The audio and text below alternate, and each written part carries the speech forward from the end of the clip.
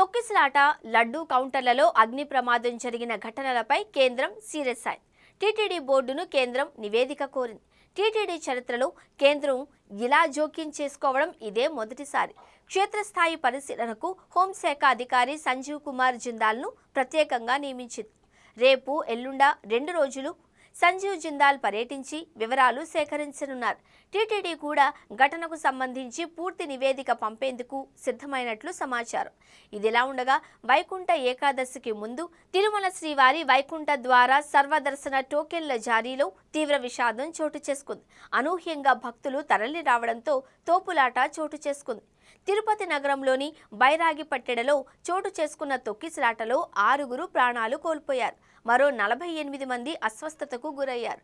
క్షతగాత్రులను రుయా స్విమ్స్కు తరలించి చికిత్స అందించారు. గాయపడిన వాళ్లకు టీటీడీ అధికారులు ప్రత్యేక దర్శనం చేయించారు. కాగా తిరుమలలోని లడ్డూ పంపిణీ కౌంటర్లో ఈ నెల 13న స్వల్ప అగ్ని ప్రమాదం చోటు చేసుకుంది. 47వ కౌంటర్లో హఠాత్తుగా మంటలు చెలరేగాయి.